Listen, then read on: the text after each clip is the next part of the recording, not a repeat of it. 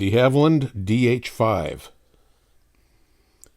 In the D.H.5, Jeffrey de Havilland attempted to combine the superior performance of the tractor biplane with the uninterrupted forward and upward view enjoyed by a pilot of a pusher aircraft. By placing the pilot of the D.H.5 in front of the upper wing, he had no choice but to adopt pronounced negative stagger of the main planes. The prototype A5172 was completed late in 1916. It was a single-bay biplane with a wooden frame, wire-braced and fabric-covered, and was powered by the 110-horsepower Larone rotary engine. Its structure was mostly conventional, but the fuselage was made in two parts, the forward portion incorporating fretted plywood webs that eliminated the need for wire cross-bracing. The fuselage had a rounded top decking, and its sides were flat abaft the cockpit.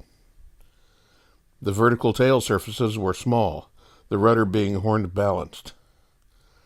No armament was fitted. Apart from their backward stagger, the main planes were conventional.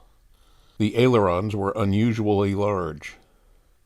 After being test-flown by B.C. Hucks at Hendon, the prototype underwent official trials in December 1916 and went to France before the end of that year. By this time, a single Vickers gun had been fitted. Its mounting was designed to enable the gun to be elevated through an upwards arc of about 60 degrees.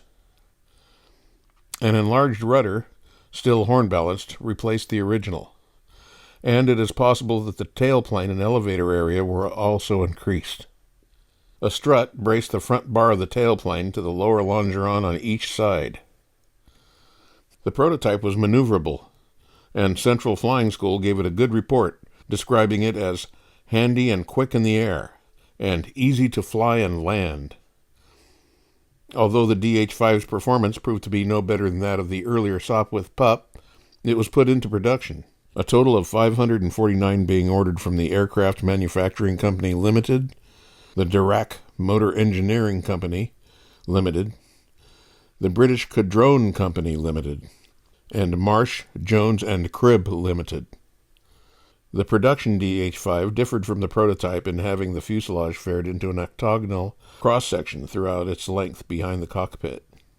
A plane rudder without horn balance was fitted, and the gun was fixed to fire parallel to the line of flight.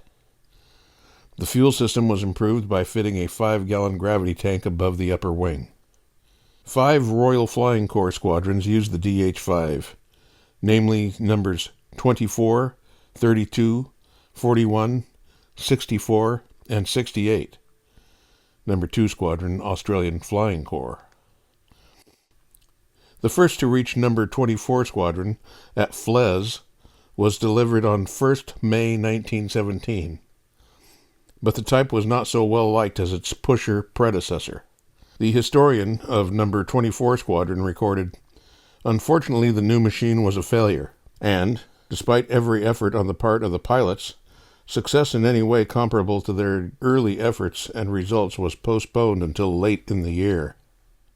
The unconventional appearance of the DH-5 prejudiced pilots against it and inspired a number of rumors to the effect that it was dangerous to fly. These were largely baseless, but as a combat aircraft, it suffered from the defect that its performance above 10,000 feet was poor. By the time number 68 Squadron had reached France on 21st September 1917, the DH-5 had come into its own. Its immense structural strength and good forward view made it an ideal ground attack aircraft. The last DH-5 squadron to take the field was number 64, whose training had included much low-level flying. This unit arrived in France on the 14th of October 1917, in time for the Battle of Cambrai, in which its DH-5s and those of number 68 Squadron did much hazardous work at considerable cost in men and machines.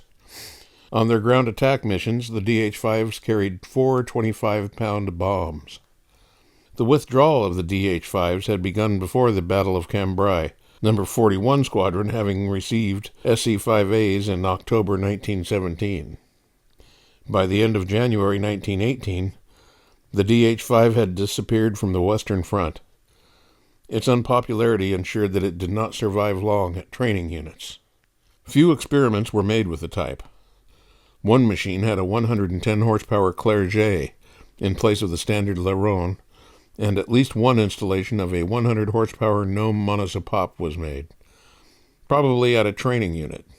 On A9186, the Vickers gun was mounted at an upward angle of 45 degrees, possibly with anti-airship duties in view.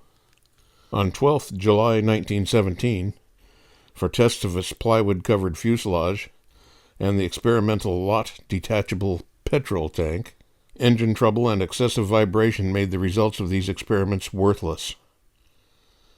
The DH-5 disappeared rapidly, and by 31st of October 1918, none remained on charge with the Royal Air Force.